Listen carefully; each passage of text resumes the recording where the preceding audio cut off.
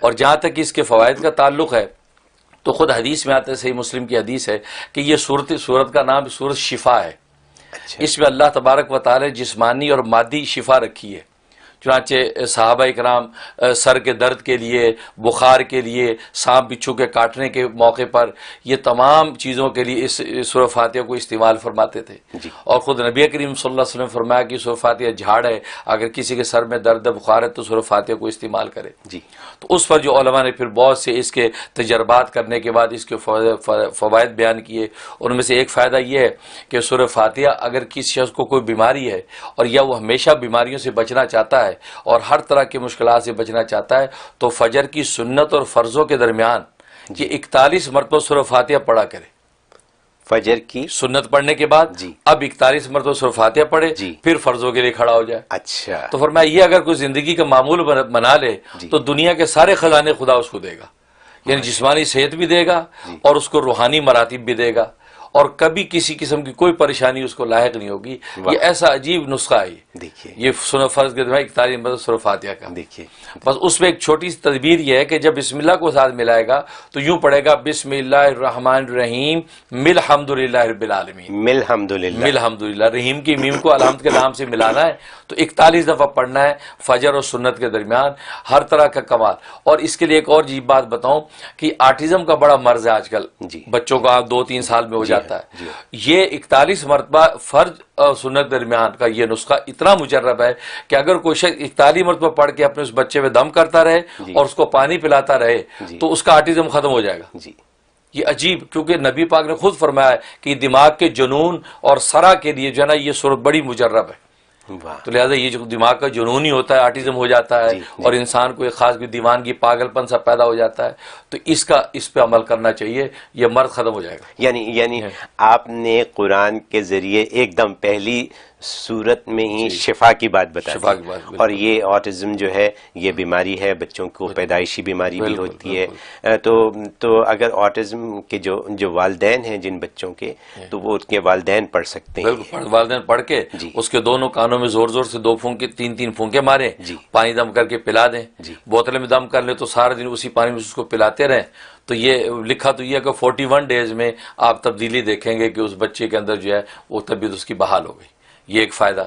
دوسرا یہ کہ اگر کوئی شخص چاہتا ہے کہ مالی طور پہ میں خوشحال رہوں اور کبھی کسی پیسے کا محتاج نہ ہوں، تو اس کے لیے لکھا ہے کہ اسلامی مہینہ جیسے شروع ہو تو اس کے بعد پہلا سیٹرڈے جب آئے، ہفتہ آئے، تو فجر کے بعد جو ہے 70 مرتبہ سورہ فاتحہ پڑھے، 70 مرتبہ، اول آخر 11 مرتبہ درود شریف، تو ہفتے کو 70 مرتبہ پڑھے، پھر 10 کم کرتا جائے، اتوار کو 60 مرتبہ پڑھے، اچھا، اور اس کے بعد پیر کو 50 مرتبہ پڑھے، اور منگل کو جو ہے وہ 40 مرتبہ پڑھے، اس طرح جو ہے وہ بدھ کو جو ہے وہ 30 مرتبہ پڑھے، پھر اس کے بعد جمعرات کو جو ہے وہ 20 مرتبہ پڑھے، جمعے کو پھر 10 مرتبہ پڑھے، تو یہ کر کے پھر دوبارہ ہفتے سے پھر اسی طرح 70، تو یہ اسی طرح یہ روٹیٹ کرتا رہے، تو یہ ہمیشہ اگر زندگی میں پڑھتا رہے گا اللہ ہمیشہ مال و دولت کی فراوانی رکھیں گے اور کبھی محتاج نہیں ہوگا۔ اور یہ کب پڑھنا ہے؟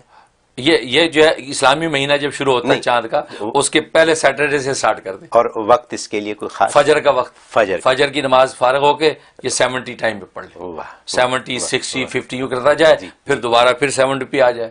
یہ ایسا عجیب راز ہے اس کے اندر جو ہے، جن لوگوں نے اس کا اہتمام کیا ہے وہ بغلے بجاتے ہیں زندگی کی، وہ خوشیاں روحانی خدا نے مرتبے بھی دیے اور مال و دولت کی کمی نہیں چھوڑی۔ ایسا نسخہ ہے۔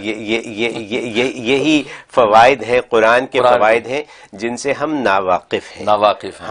ہم قرآن پڑھنا جانتے ہیں، عربی میں قرآن پڑھ لیتے ہیں، یہ صورتیں جو ہیں یہ پڑھتے ہیں، نماز میں ہر روز پڑھتے ہیں، لیکن ان کے فوائد اور ان کی اصلیت سے واقف پتہ نہیں ہے کہ جو ہم اس پروگرام کے ذریعے کر رہے ہیں۔ یوٹیوب پہ کسی نے یہ بھی ایک سوال یہی بھیج دیا کہ جی ان کی میموری کا پرابلم ہے، ان کی یادداشت کمزور ہے، ان کے مسائل ہیں، مالی مسائل ہیں وغیرہ وغیرہ، تو آپ نے ابھی فرمایا کہ بلکہ میموری پر یاد ہے، میموری کے لیے زبردست یہ صورت کہ اثر کے بعد جو ہے وہ 41 ٹائم یہی سورہ فاتحہ اول آخر 11 مرتبہ درود کے ساتھ پڑھ کے اپنے سینے پہ دم کر لے، ہو سکے تھوڑا پانی پی لے، تو میموری ایسی ہو جائے گی کہ لاجواب۔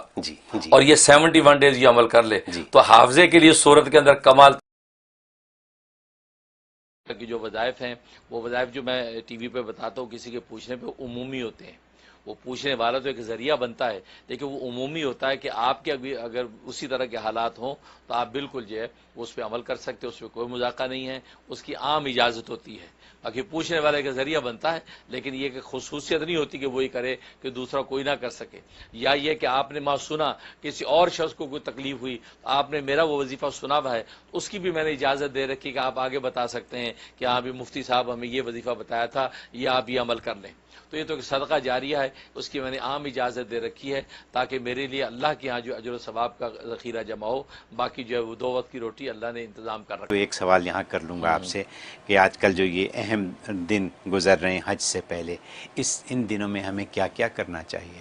اچھا ماشاء یہ اچھا سوال کیا. ہاں واقعی یہ دن بہت اہم ہے. یکم ذی الحجہ سے لے کے جو ہے وہ پہلی جو 10 راتیں بڑی اہم ہیں. یہاں تک کہ حدیث میں آتا ہے کہ یہ جو 10 دن ہیں ذی الحجہ کے، یہ 10 دن رمضان کے آخری 10 دنوں سے افضل ہے، آخری 10 دنوں سے افضل ہے. لہٰذا ان دنوں کے اندر کیا ہوا عمل اللہ کو اتنا محبوب ہوتا ہے کہ اتنا محبوب کسی اور دن میں کیا ہوا محبوب نہیں ہوتا. لہٰذا یہ دن اتنے صبح صادق سے لے کے غروب آفتاب تک یہ دن کہلاتا ہے. اس دن کے اندر جو بھی ذکر و اذکار، جو بھی اعمال اشکال کریں گے وہ اتنے قیمتی ہیں کہ پورے سال کے اندر ایسا کوئی دن نہیں ہے جس میں یہ عمل اتنا قیمتی ہو. لہٰذا یہ افضل.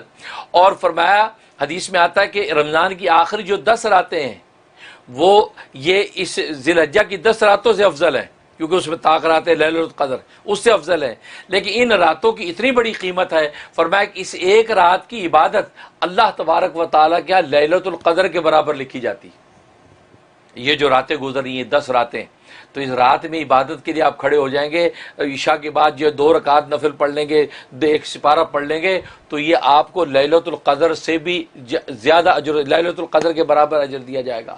تو گویا کہ 10 راتوں میں آپ نے عبادت کر لی تو گویا کہ 10 لیلۃ القدر کا اجر و ثواب آپ کو عطا ہوگا. اور ایک لیلۃ القدر کا ثواب آپ جانتے ہیں کہ جناب وہ کتنی بڑی 84 سال کی عبادت سے افضل. اور آپ کو 10 راتوں کو آپ کاؤنٹ کر لیں کتنی بڑی عبادت، اس لیے بڑی اہم ہے. لہذا اس میں جو ہے کثرت سے لا الہ الا اللہ کی ورد کریں، کثرت سے استغفار کریں، اور کثرت سے قرآن کی تلاوت کریں اور نوافل پڑھیں، اس کا اہتمام کریں. تو راتوں کے اندر کم سے کم 10 نوافل پڑھنے کا اہتمام کر لیں. بھلے مغرب سے عشاء کے درمیان میں پڑھ لیں، بھلے جو ہے رات سونے سے پہلے 10 نفل پڑھ کے اللہ سے خیر مانگ لیں. اور اسی دن کے اندر جو ہے قرآن کریم کی تلاوت کم سے کم 1 پارہ تلاوت روزانہ کر لیں. اور 500 مرتبہ استغفر اللہ ربی من کل ذنب واتوب الیہ، یا استغفر اللہ الذی لا الہ الا هو الحی القیوم واتوب الیہ، یہ 500 مرتبہ. اور لا الہ الا اللہ محمد رسول اللہ، لا الہ الا اللہ، لا الہ الا اللہ، یہ 500 مرتبہ پڑھ لیں. اسی طریقے سبحان اللہ والحمد للہ ولا الہ الا اللہ واللہ اکبر ولا حول ولا قوت الا باللہ العلی العظیم 500 دفعہ پڑھ لیں. اور صلاۃ و سلام درود شریف اللہم صلی وسلم بارک علی محمد وعلی آل محمد، یہ جو ہے یہ آپ پڑھ لیں 500 دفعہ. جو میں درود بتاتا ہوں وہ والا پڑھ لیں، اللہم صلی وسلم بارک علی سیدنا محمد النبی الامی وآلہ وصحبہ الف الف مرتین، یہ بھی پڑھ سکتے ہیں. اور یہ درود شریف بھی پڑھ سکتے ہیں، اللہم صلی وسلم وبارک علی محمد وعلی آل محمد کما صلیت وسلمت وبارکت علی ابراہیم وعلی آل ابراہیم انک حمید مجید. یہ درود ابراہیمی کو مرج کر دیا ہے، یہ درود ابراہیمی آپ پڑھ لیں. تو 500 مرتبہ یہ پڑھ لیں تو انشاءاللہ آپ دیکھیں ان کی پوری حقیقی برکات و ثمرات آپ کو نصیب ہوں گی. باقی قربانیاں تو ہے یہ عظیم عمل، وہ ان 3 دنوں کے اندر آپ عمل کریں، جو ہے وہ 10، 11 اور 12 ان کے اندر کریں. اور سب سے بڑا اس کے اندر ایک نوٹ کر لیں کہ عرفہ کا روزہ، آپ کو پتہ ہے کہ یہ جو ہے یہ جو دن گزر رہے ہیں یہ یکم ذی الحجہ سے ایک روزہ اگر رکھیں 1 سال کے برابر اجر و ثواب ہے. اور حدیث میں فرمایا کہ جب 9 کا روزہ رکھیں گے یعنی عرفہ کے دن کا روزہ رکھیں گے، وہ روزہ جو ہے وہ 1 سال کے برابر بھی ہے. اور مزے کی بات نبی فرماتے ہیں کہ مجھے امید ہے اللہ تعالیٰ سے کہ یہ 1 سال پہلے اور 1 سال آئندہ کے گناہوں کا کفارہ بھی ہے، یعنی گناہ معاف کروا دے گا. تو 9 کا جو روزہ آ رہا ہے یعنی یوم عرفہ کا روزہ اس کو بولتے ہیں. اور عرفہ کا روزے کا مطلب یہ ہے کہ جب میدان عرفات کے اندر حاجی پہنچیں گے، وہ جو دن ہے اس دن کا روزہ، اور وہ اس 2021 کے اندر جو ہے وہ منڈے کا دن بن رہا ہے، کیونکہ ٹیوزڈے کو جو عید الاضحیٰ ہے. لہٰذا جو ہے وہ منڈے کا دن بن رہا ہے تو منڈے کو جو ہے آپ جو ہے وہ عرفہ کا روزہ رکھیں. باقی آپ کی دنیا میں لوکل کیلنڈر کچھ بھی ہو، میں نے رات بھی اس مسئلے کو کلیئر کیا ہے، منڈے کا روزہ آپ رکھیں گے تو یوم عرفہ کے روزے کا اجر اور آپ کو فضیلت ملے گی. لہٰذا پیر کا روزہ رکھیں، ٹھیک ہے، پیر کا روزہ رکھیں. اگر آپ کے ملکوں کے حساب سے جیسے پاکستان میں اس دفعہ جو ہے وینسڈے کو عید ہے تو وہاں ٹیوزڈے جو ہے وہ 9 ذی الحجہ بن رہی ہے، اور وہ کلیئر میں نے رات ایک شعبے میں کر دیا ہے کہ 9 ذی الحجہ مراد نہیں، یوم عرفہ. یوم عرفہ منڈے کا ہے، لہذا پاکستان، انڈیا، بنگلہ دیش والے بھی جو ہے ان کو بھی چاہیے کہ وہ منڈے کا ہی روزہ یوم عرفہ کا رکھیں گے تو ان کو یوم عرفہ کے روزے کی فضیلت ملے گی. کیونکہ ٹیوزڈے کا رکھیں گے تو عرفات کے تو حاجی ہے ہی نہیں، جبکہ حاجی کی مماثلت کی وجہ سے تو اس کی فضیلت تھی، وہ مماثلت نہیں رہی تو پھر آپ روزہ رکھ رہے ہیں. لیکن پھر بھی آپ رکھنا چاہتے ہیں تو میں نے یہ کہا تھا کہ آپ منڈے کا لازمی رکھیں یوم عرفہ کی فضیلت لینے کے لیے، لیکن ساتھ ٹیوزڈے کا بھی شامل کر لیں. آپ کے لوکل کے حساب سے 9 ذی الحجہ بن رہی ہے، آپ وہ بھی رکھ لیں، کیونکہ بہت سے اسکالر وہ بھی کہتے ہیں کہ 9 ذی الحجہ مراد ہے. لیکن میں نے تو یہ بات کہی کہ میری ناقص تحقیق یہی ہے کہ چونکہ یوم عرفہ کے ساتھ اس کی فضیلت ہے، تاریخ کے ساتھ اس کا تعین نہیں ہے. اگر تاریخ کے ساتھ تعین ہوتا تو نبی پاک صلی اللہ علیہ وسلم جو ہے حج کی فرضیت سے پہلے بھی 9 ذی الحجہ کی فضیلت والا روزہ رکھتے یا اس کی فضیلت بیان کرتے. لیکن جب حج کا تصور آیا، نزول ہوا، اس کے بعد آپ نے یوم عرفہ کی بات کی، فضیلت کی بات کی، تو معلوم ہوا کہ یوم عرفہ کے ساتھ مماثلت کی بنیاد پر اس روزے کی فضیلت ہے، یاد وہ آپ رکھیں. اور اس کے علاوہ جو ہے باقی قربانیاں. اب آگے ایک اور تکبیرات تشریق کا مسئلہ سمجھ لیں کہ 9 ذی الحجہ جو ہوگا، 9 ذی الحجہ کی فجر سے لے کے 13 ذی الحجہ کی عصر تک ہر فرض نماز کا سلام پھیرنے کے بعد ایک مرتبہ بلند آواز سے تکبیرات تشریق کہنا واجب. مردوں کے لیے بلند آواز سے ہے، عورتوں کے لیے آہستہ آواز سے کہنا واجب. اللہ اکبر، اللہ اکبر، لا الہ الا اللہ، اللہ اکبر، اللہ اکبر وللہ الحمد، ایک مرتبہ بلند آواز سے. پھر باقی جو کہنا ہوا پھر باقی 2 مرتبہ کہنا جو ہے یہ سنت ہے. لہذا عام نمازوں میں جب ہوں تو یہ مرد جو ہے بلند آواز سے 1 مرتبہ کہیں، 3 مرتبہ بلند آواز سے کہنا سنت. اور عورتیں جو ہے یہ آہستہ آواز سے کہیں گی، 1 مرتبہ کہنا واجب، 2 مرتبہ مزید کہنا یہ سنت. تو یہ اور انفرادی نماز ہو، اجتماعی نماز ہو، اکیلے پڑھ رہے ہو، ہر حال میں جو ہے یہ حکم ہے. اس میں کوتاہی کرتے ہیں لوگ، اکیلے پڑھ رہے ہیں تو یہ تکبیرات تشریق نہیں کہتے، عورتیں گھروں میں پڑھ رہی ہیں تو نہیں کہتی، نہیں ایسا نہیں. وہ سلام پھیرتے ہی آہستہ آواز سے اپنی تکبیر تشریق 1 مرتبہ کہنا واجب اور آگے 3 مرتبہ کہنا جو ہے وہ سنت ہے. اس کا اہتمام کریں. اور یہ گویا کہ یوم عرفہ جو منڈے کا ہے اس کی فجر کے بعد سے شروع ہوگی یہ تکبیرات تشریق، اور یہ 13 ذی الحجہ کی عصر تک رہے گا، اور عصر کے بعد پھر یہ حکم جو ساقط ہو جائے گا. یہ اس کا اہتمام کریں، یہ بہت اہمیت کی حامل ہیں. باقی اللہ تبارک و تعالیٰ یہ حجاج کرام جو حج کے لیے پہنچیں گے ان کے حج کو اللہ قبول فرمائے. اور اس سال کا حج جو ہے بڑا جو ہے افسوسناک، اندوناک ہے. دل دکھا ہوئے امت مسلمہ کا کہ حرمین شریف کے اندر وہ رونقیں جو ہر سال حج میں ہوتی تھیں، یہ کورونا وائرس کا مرض اور دیگر جو بھی وجوہات ہیں اس وجہ سے اس سال حج اوپن نہیں ہے. جس انداز سے ہو رہا ہے دکھے دلوں کے ساتھ ہی ہم ان مناظر کو دیکھیں گے. لیکن یہ کہ آپ اپنے مقام پہ بیٹھ کے خدا کو یاد کرتے رہیں. آپ کہیں بھی بیٹھ کے پکاریں گے خدا آپ کی سنے گا اور آپ تک انشاءاللہ پہنچے گا. بہت خوب، بہت زبردست، بہت clarification. Thank you so very much. آج ہم اللہ تبارک و تعالیٰ کے اسماء الحسنہ میں سے 18ویں نمبر کے نام پر گفتگو کریں گے، جی، جو کہ بعض کتابوں میں 17 نمبر اس کا لکھا ہوا ہے. انہوں نے لفظ اللہ کو کاؤنٹ نہیں کیا تو رحمان سے نمبر 1 شروع کیا. لیکن ہم نے چونکہ اللہ کو بھی کاؤنٹ کیا تھا تو ہمارا جو ہے یہ آج کا جو ہے نام یہ 18واں نمبر بنتا ہے، 18. اور یہ ہے الرزاق. الرزاق بہت بابرکت نام ہے. سارے رزق کے خزانے اس نام کی جو ہے تجلی ہیں. اور رزاق کا معنی بہت زیادہ رزق دینے والا، بہت زیادہ روزی دینے والا. اور یہ نام جو قرآن کریم میں 5 مرتبہ اللہ تبارک و تعالی نے مختلف آیات میں دہرایا ہے. اور اس کے عدد جو ہے وہ 308 بنتے ہیں، 300 اینڈ جو ہے وہ 308. اور اس کا مفرد عدد بنتا ہے 11، کہ 3 اور 8 جو ہے وہ 11 بنتے ہی اس کا مفرد عدد ہے. گویا کہ 11 دن کے ورد کے بعد کوئی نہ کوئی اللہ تبارک و تعالیٰ کا لطیفہ ضرور ظاہر ہونا چاہیے. انسان جتنے بھی صدقے دل سے پڑھے گا تو 11 دن کے بعد اس کا لطیفہ کوئی نہ کوئی ظاہر ہونا چاہیے. تو یہ بابرکت نام ہے. اور اصطلاحی معنی میں اس رزاق کا معنی وہ ذات وہ ذات جس نے ہر جاندار کی، ہر مخلوق کی روزی اپنی ذمے لے رکھی ہے، نہ صرف ذمے لے رکھی ہے بلکہ ان روزیوں کو پیدا بھی کرتا ہے، اور پیدا کرنے کے بعد ان تک پہنچاتا بھی ہے مخلوق تک، بھلے وہ مخلوق کہیں بھی ہو ان تک وہ پہنچاتا ہے۔ اور قرآن کریم میں اس چیز کا اظہار کر دیا کہ وَمَا مِن دَابَّةٍ فِي الْأَرْضِ إِلَّا عَلَى اللَّهِ رِزْقُهَا، کہ روئے زمین پر کوئی بھی چوپایا چلنے والا جاندار ایسا نہیں ہے کہ مگر اس کا رزق اللہ کے ذمے ہے۔ وَيَعْلَمُ مُسْتَقَرَّهَا وَمُسْتَوْدَعَهَا، اور اللہ تبارک و تعالیٰ اس مخلوق کے مستقل ٹھکانے کو بھی جانتا ہے اور اس کے عارضی ٹھکانے کو بھی جانتا ہے۔ سبحان اللہ۔ یعنی اس میں اس بات کا اشارہ ہے کہ دنیا کے اندر اگر آپ اپنا ٹھکانہ بدلیں تو متعلقہ اداروں کو اطلاع کرنی پڑتی ہے کہ جی ہمارا ایڈریس چینج ہو گیا ہے، اب ہمارا چیک وہاں بھیجیں، جی ہے نا؟ تو نہ کرے تو وہ جو آپ کا چیک ادھر ادھر ہو جائے گا۔ اللہ فرماتے آپ کو ہمیں کہنے کی ضرورت نہیں ہے، آپ جہاں مستقل رہتے وہ بھی ہمیں پتہ ہے، عارضی طور پہ کہیں ٹھکانہ آپ کرتے ہیں وہ بھی ہمیں پتہ ہے، آپ کا رزق وہیں پہنچے گا، لہذا پہنچتا ہے۔ انسان مسافر ہو تو پہنچتا ہے، گھر میں مقیم ہے تو بھی پہنچتا ہے۔ بلکہ اس پر جو حضرت موسیٰ علیہ السلام کا واقعہ بڑا دلچسپ آتا ہے کہ حضرت موسیٰ علیہ السلام کو اللہ تبارک و تعالی نے جب کوہ طور پہ تجلی دکھائی اور آپ نے یہ سمجھا کہ آگ ہے اور اپنے اہلیہ جو ہے وہ درد ذیل میں تھیں، تو آگ لینے کے لیے وہاں گئے تو پتہ چلا وہاں تو رب کریم کی تجلی تھی، تو اللہ تبارک و تعالی سے ان کی گفتگو ہوئی، کلام ہوا اور وحی نازل ہوئی، اور ساتھ ہی حکم ہوا کہ فرعون کے پاس جاؤ دعوت حق دینے کے لیے۔ اب یہ دل میں سوچنے لگے کہ اہل خانہ کا کیا ہوگا، ان کا خیال کون کرے گا، پیچھے جو بھی میرے ساتھ میرے کفایت میں لوگ ہیں ان کے رزق روٹی کا کیا بنے گا، تو یہ خیال آیا۔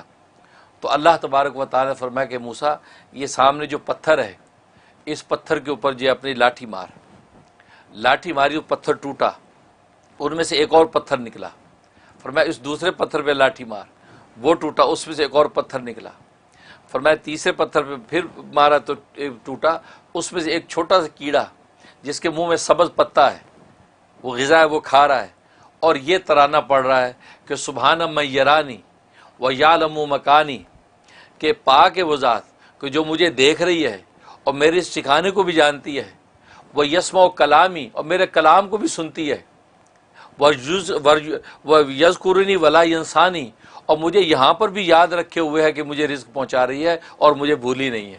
سبحان اللہ۔ تو اللہ تبارک و تعالیٰ فرمایا موسیٰ میں اس کیڑے کو یہاں خوراک پہنچا سکتا ہوں تو تیرے اہل خانہ کا میں کفیل نہیں ہو سکتا، تم پریشان نہ ہو، تو میرے کام میں لگ، میں تیرے کام میں لگوں گا۔ تو مطلب یہ اللہ تبارک و تعالیٰ کے رازقیت کا عالم ہے کہ جہاں بھی ہوتا ہے اسی جگہ رزق پہنچاتا ہے۔ اس لیے علماء نے لکھا ہے کہ رزق کی دو قسمیں ہیں، ایک رزق خاص ہے، ایک رزق عام ہے۔ رزق خاص کا مطلب یہ ہے کہ وہ رزق کہ جس کا تعلق ایمان و یقین کے ساتھ ہے، کہ اللہ تبارک و تعالی ایمان و یقین کا جو رزق، دلوں کا جو رزق عطا کرتے ہیں اور رزق حلال کی دولت سے جو منور کرتے ہیں، یہ رزق خاص ہے۔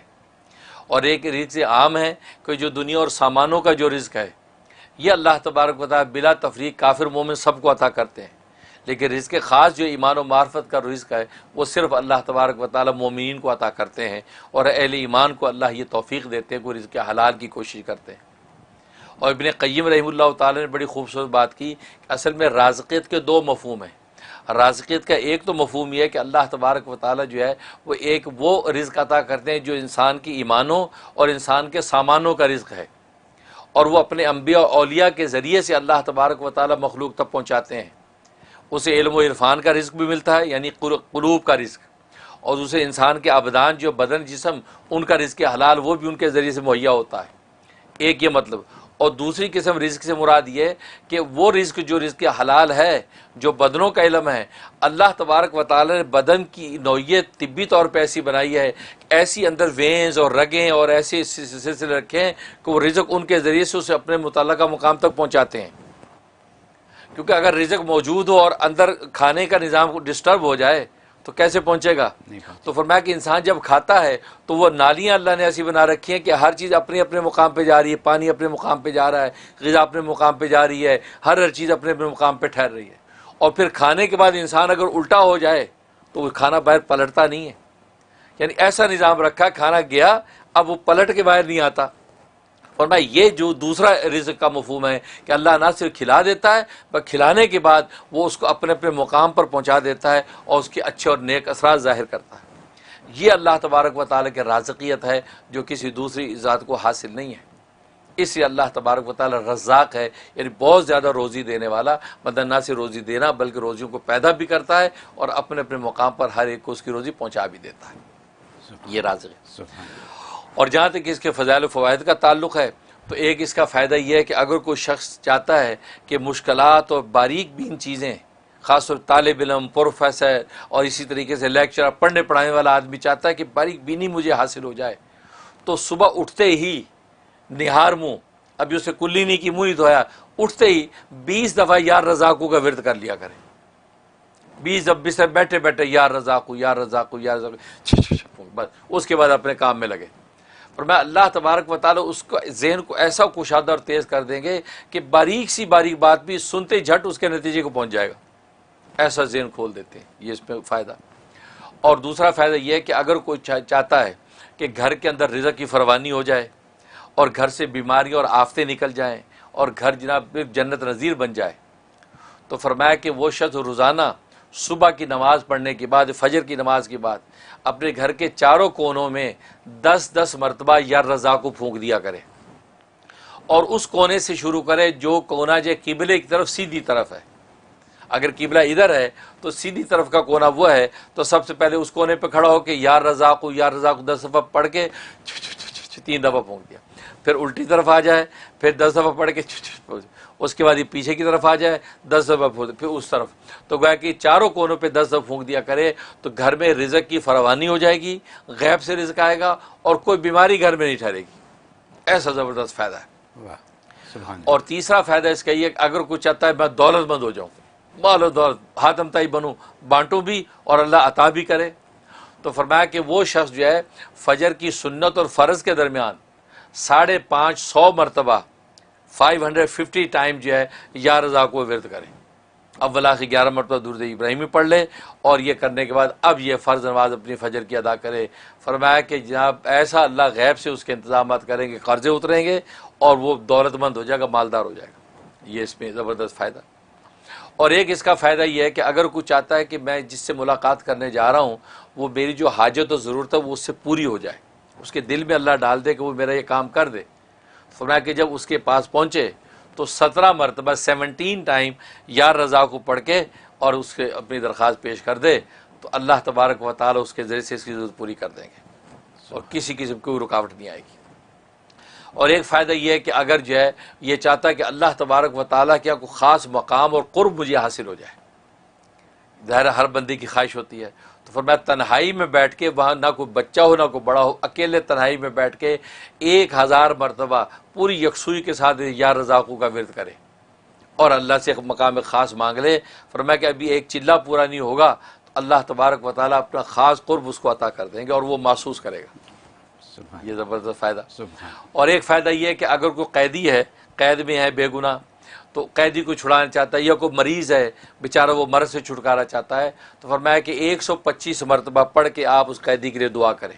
اول آخر 11 مرتبہ درود شریف، یا جو مریض ہے اور اس مریض کے لیے 125 مرتبہ پڑھ کے آپ جو اس کی صحت کی دعا کریں. اللہ تبارک و تعالیٰ یہ 3 ہفتے کے اندر ہی انشاءاللہ اس قیدی کو رہا کر دیں گے اور اس مریض کو شفا دے دیں.